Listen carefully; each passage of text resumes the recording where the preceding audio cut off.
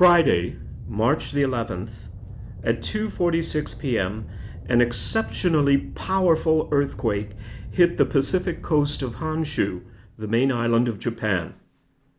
At 3:36 p.m., less than an hour after the earthquake, a tsunami swept over the coast. The waves went all the way up to 10 kilometers inland.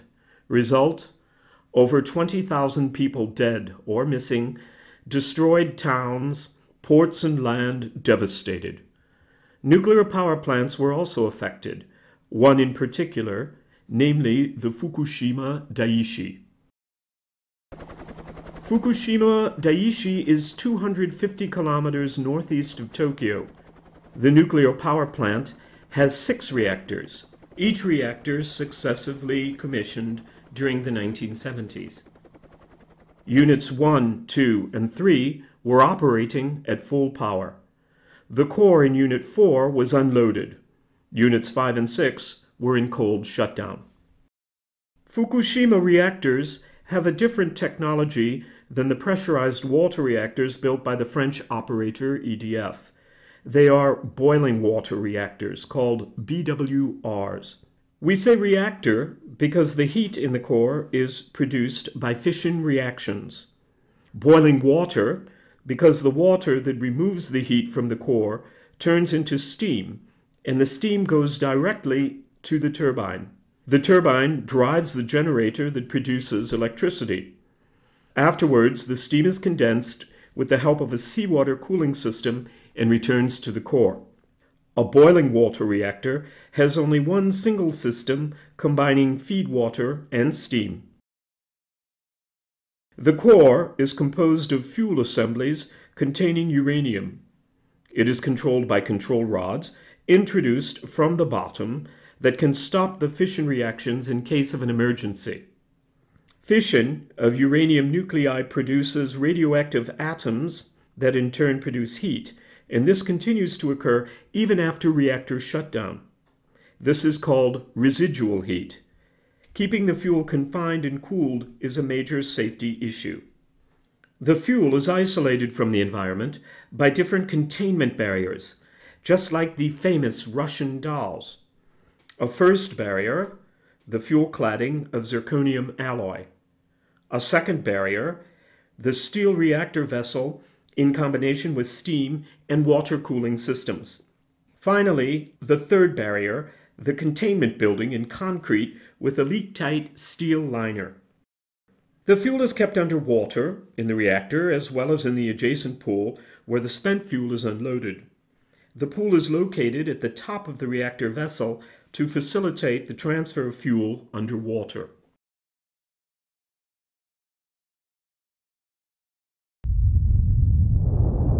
When the earthquake hit the coast, seismic sensors triggered the insertion of control rods. Although fission reactions stopped, the residual heat had to be removed. The off-site power supply was lost, and the emergency diesel generators took over automatically. They supply electricity to the backup systems needed for core cooling. In reactors 2 and 3, it is a turbopump. The steam generated by the reactor operates the turbopump, which feeds water into the reactor vessel. The steam is condensed in the wet well suppression pool within the containment. In reactor 1, there was no turbopump, but a heat exchanger, which condensed steam from the reactor vessel. The condensed water was reintroduced into the reactor vessel by gravity.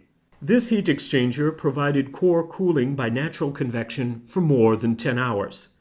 Until then, everything seemed under control.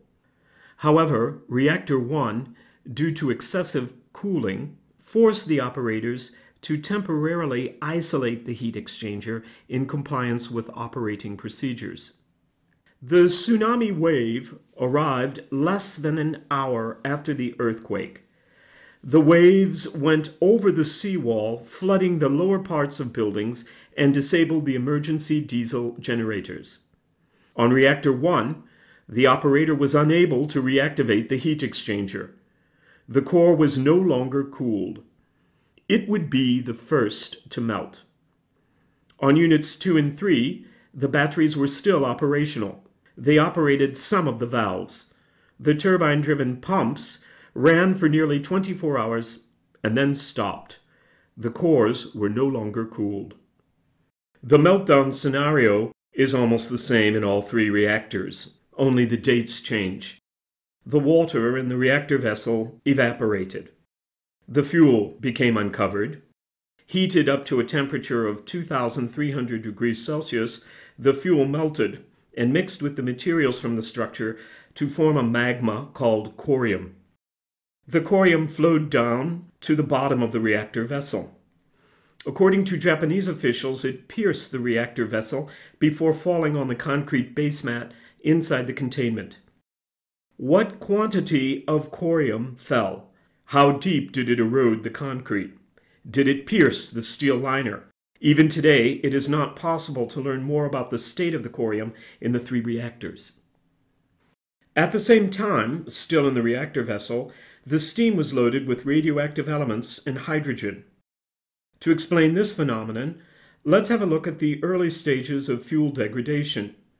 Heated at high temperature, the fuel cladding is oxidized and cracks, releasing volatile radioactive elements.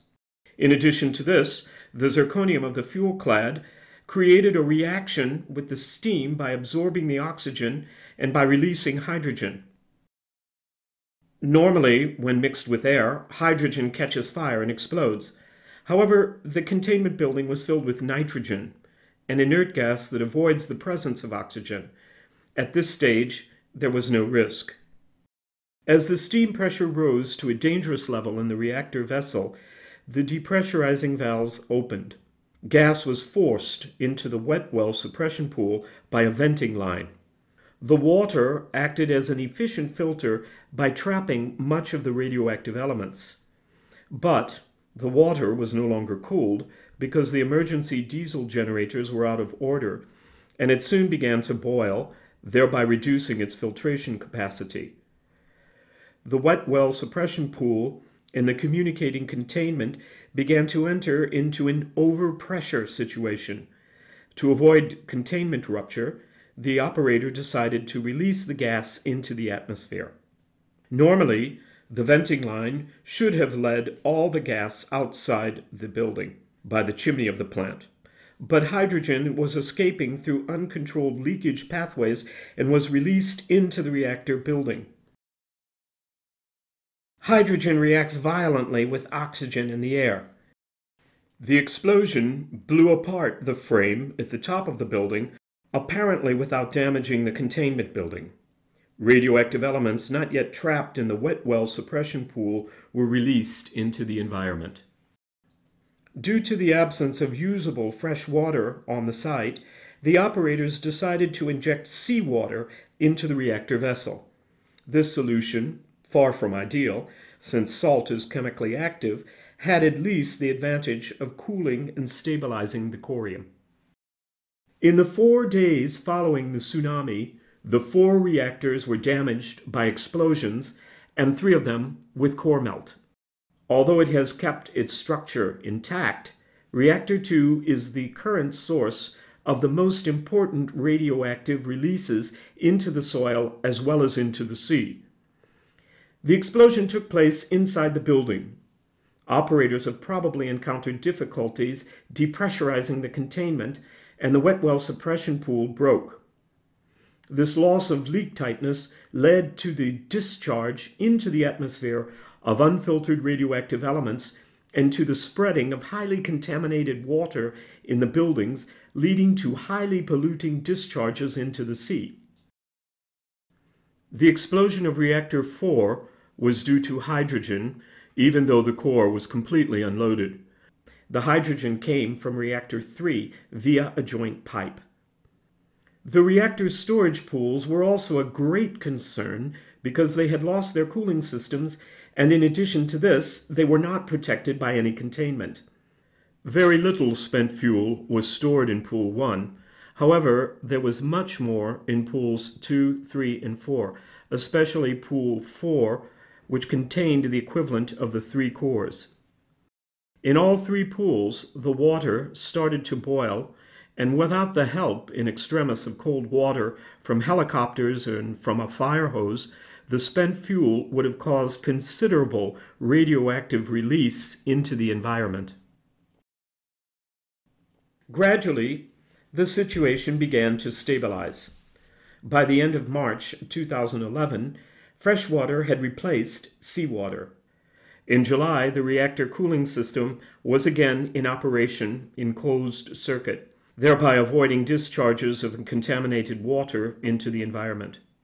In December 2011, Japanese authorities officially declared that the nuclear power plant reached the cold shutdown state, an expression used when the cooling water does not evaporate anymore and remains liquid below 100 degrees Celsius.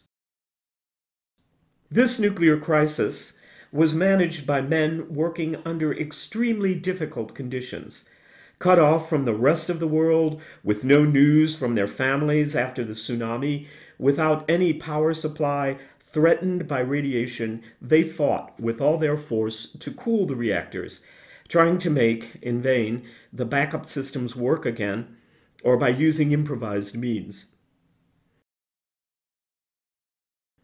After this race against time to cool the plant, followed a year where about 20,000 workers succeeded each other, trying to regain control of the plant by, first, enhancing the dike against another tsunami, mapping the site contamination, clearing every access to the site, immobilizing radioactive dust, treating and disposing of contaminated water, and avoiding further radioactive release.